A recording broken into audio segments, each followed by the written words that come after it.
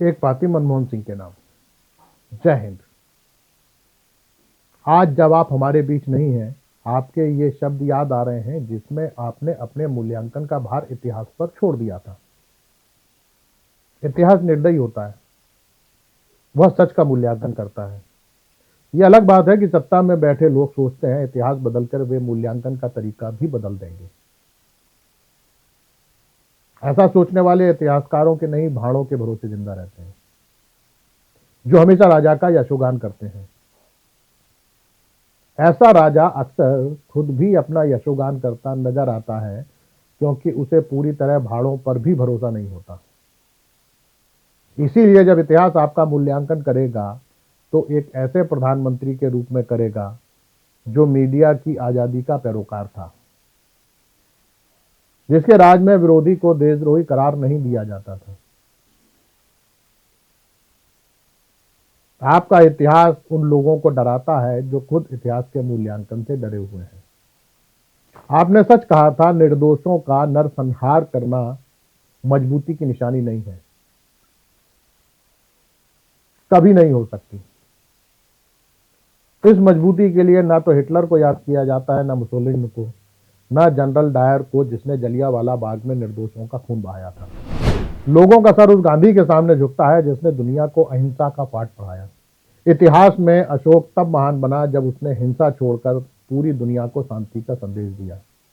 वाल्मीकि भी रामायण लिखने के लिए याद किए जाते हैं। इतिहास जब याद करेगा कि आपने 84 के दंगों के लिए देश से माफी मांगी, तब यह भी याद रखेगा कि लाशों के ढेर पर सत्ता की कुर्सी कैसे जमाई जाती है और कैसे इंसानों का खून आज भी उस कुर्सी को मजबूती दे रहा है।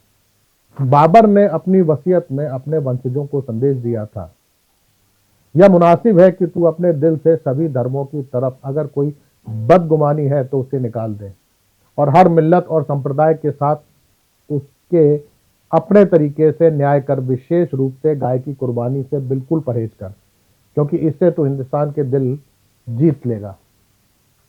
इतिहास आपको याद रखेगा तो गरीब रियाया के अधिकार देने के लिए याद रखेगा, वो शिक्षा के अधिकार को याद रखेगा, सूचना के अधिकार को याद रखेगा, मनरेगा को याद रखेगा, भोजन के अधिकार को याद रखेगा, स्वास्थ्य मिशन को याद रखेगा, वनाधिकार को याद रखेगा, भूमि अधिग्रहण कानून को याद रखेगा, कर्मचारियों के वेतनमान को याद रखेगा, अर्थव्यवस्था के नए दौर को याद रखेगा।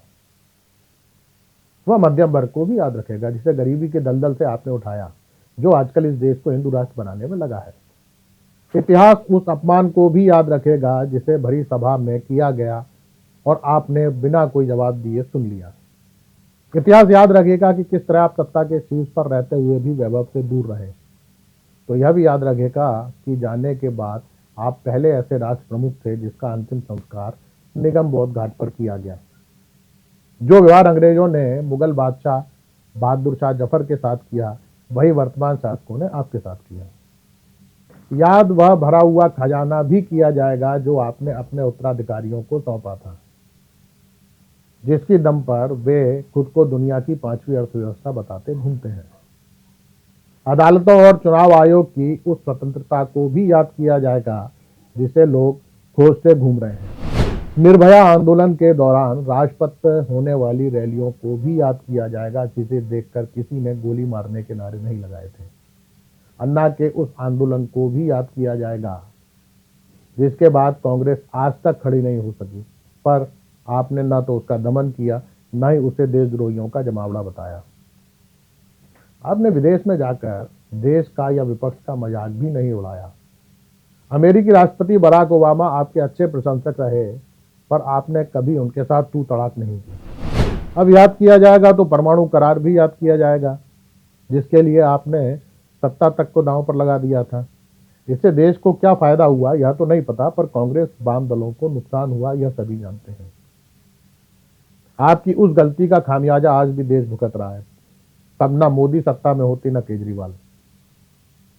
तब देश में भ्रष्टाचार की बात होती, रोजगार की बात होती, शिक्षा की बात होती, देश के विकास की बात होती, बढ़ती अर्थव्यवस्था की बात होती, अल्पसंख्यकों के अधिकारों की बात होती, वंचितों को आगे बढ़ाने की बात होती, मातृ मृत्यु दर की बात होती, स्वास्थ्य सेवाओं की बात होती, व्यक्तिगत आय की बात होती।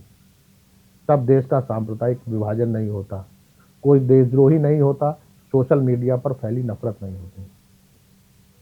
और अंत में उन लोगों को माफ कर देना जो आपके मरने के बाद भी आपको ट्रोल कर रहे हैं।